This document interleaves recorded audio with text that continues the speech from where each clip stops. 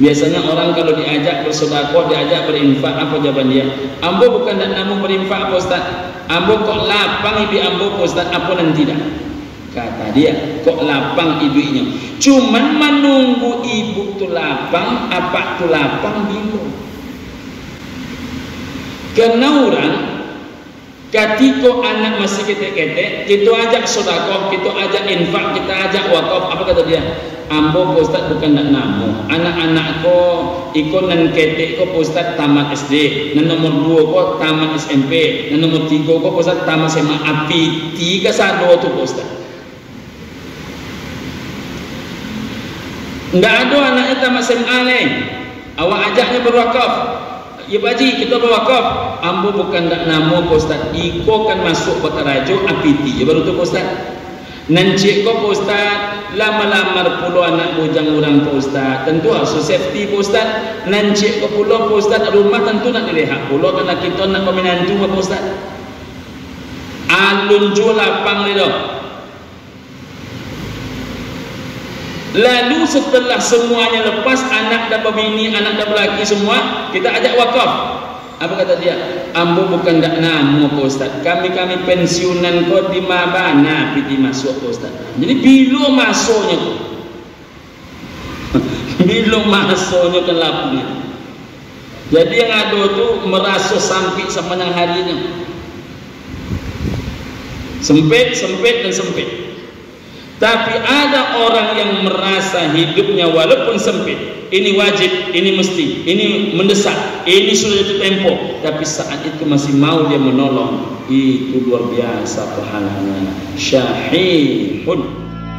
Bismillahirrahmanirrahim. Qala rajulun, bertanya seorang laki-laki, ya Rasulullah, wahai Rasulullah, ayyus sadaqati a'zamu ajra. Kapan pahala sedekah itu paling besar? Jadi pahala sedekah itu besar, tapi kapan pahala sedekah itu paling besar?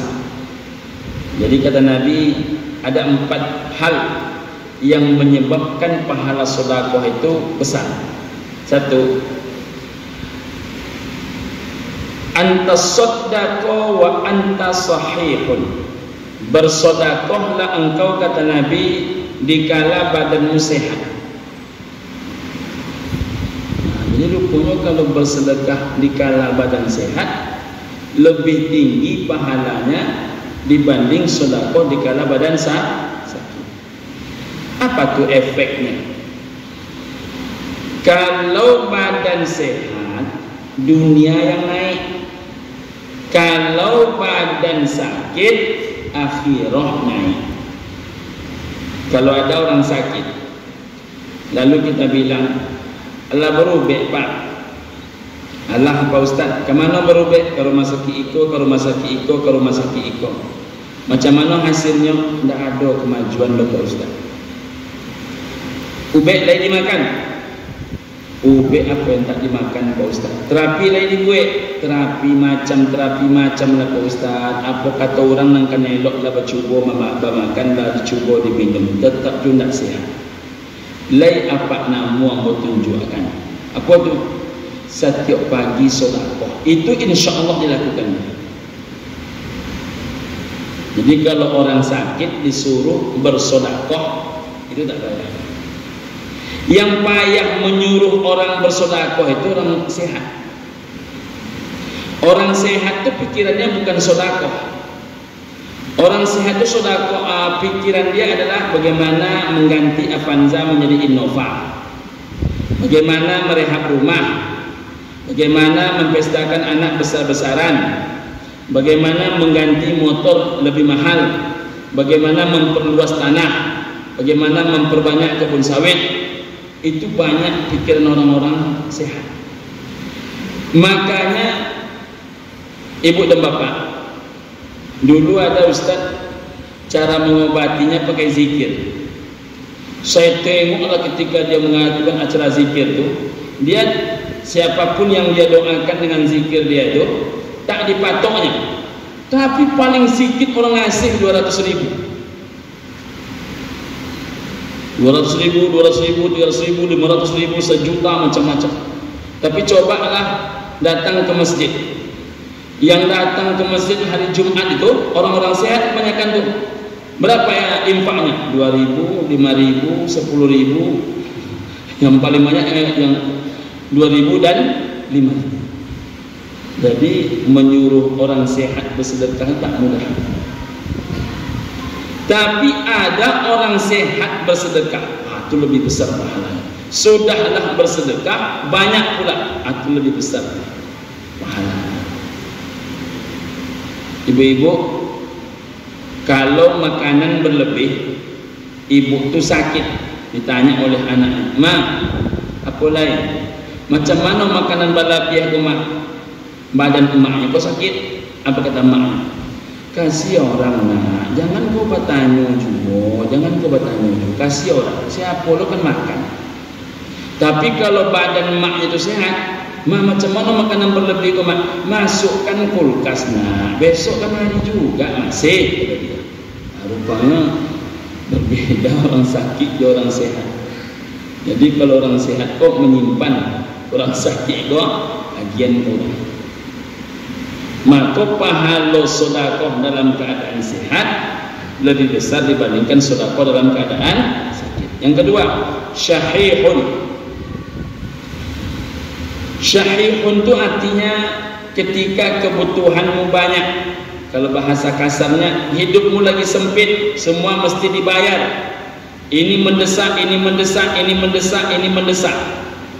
Biasanya orang kalau diajak bersedekah, diajak berinfak, apa jawaban dia?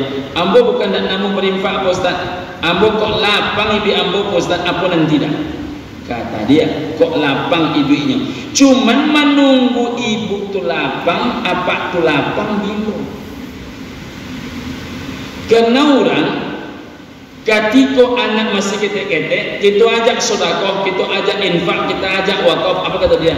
"Ambo, Pak Ustaz, bukan nak namu. Anak-anak ko ikut nan ketek ko, Pak Ustaz, tamat SD. Nan nomor 2 ko tamat SMP. Nan nomor 3 ko, Pak Ustaz, tamat SMA. Api 3 sado tu, Pak Ustaz." Nggak ada anaknya tamat SMA ni. Awak ajaknya berwakaf. "Ya Baji, kita berwakaf." "Ambo bukan nak namu, Pak Ustaz. Iko kan masuk bakarajo apiti." Ya baru tu, Pak Ustaz.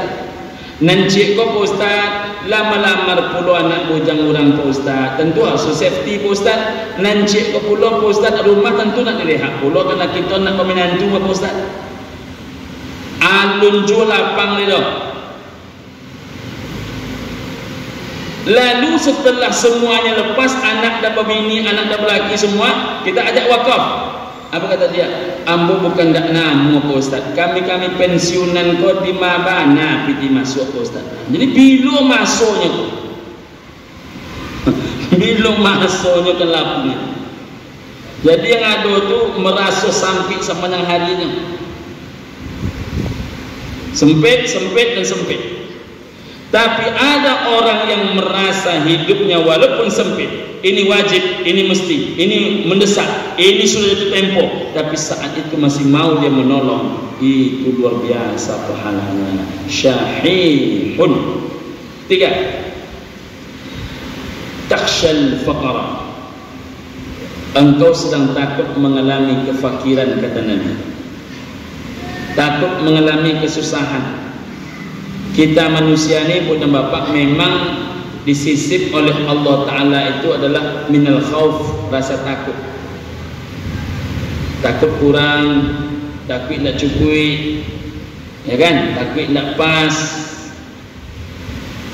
Tapi di saat dia khawatir tak cukup itu, masih dia tolong adik kandungnya, masih dia bantu fakir miskin, masih dia bantu kehidupan para janda menghidupi anak-anaknya, itu paling besar pahala. Wa ta'mulul ghina, kata Nabi. Yang keempat, sedekah yang paling besar pahalanya di saat engkau sedang berharap hidupmu kaya, hidupmu berlebih. Jadi ada masanya, Bu dan Bapak, kita ni nak berlebih, maka kita nak menyimpan. Kenapa menyimpan tapi Pak Haji? Awak nak ingin masa yang akan datang kau cerah seketik, Pak Ustaz. Di saat kita ini nak ingin, nak dapat, nak lebih, nak banyak, nak menyimpan, tapi saat itu mau kita mengeluarkan, wah itu pahala sedekahnya luar biasa. Maka di ujung hadis kata Nabi sallallahu alaihi wasallam, la tumhil, jangan kau tunda sedekahmu itu hatta idza balagatil hulqum, karena bila nyawamu telah masuk ke dalam tenggorokan, qulta li fulanin kada wa li fulanin kada, saat itulah engkau akan berkata untuk sianu sekian, untuk sianu sekian, untuk sianu sekian. Jadi kalaulah ditenggorokan nyawanya, barulah nyo nak menolong orang. Tapi kalau masih sehatnya, itu payah menyuruhnya untuk menolong orang. Maka ibu dan bapak saya menghimbau, kalau ndakkan untuk orang banyak, untuk adik-beradik, awali dulu adik-beradik. Tapi selain adik-beradik, jangan lupa dengan tetangga. Karena kalau tabaka rumah apa dan patamu kali mampu ayi itu bukan adik kandung apa, tapi tetangga apa. Kalau seandainya mohon maaf ada orang banyak buruk ke ibu ke bapak, mohon maaf dintai-intainya rumah apa, punya niat jahitnya kepada bapak, yang pertama kali yang akan menolong kalau bapak memakiat, kalau ibu memakiat itu adalah tetangga ibu dan bapak. Maka awak ko jangan cundung ke badan bernama keluarga saja. Badan awak di masyarakat namanya adalah tetangga. Jadi kalau ada hubungan adik-beradik, keluarga dan qarib qarabat handai taulan, maka qarib qarabat terdekat dalam masyarakat itu namanya adalah tetangga. Itulah yang dapat saya sampaikan ibu dan bapak. Ada pertanyaan?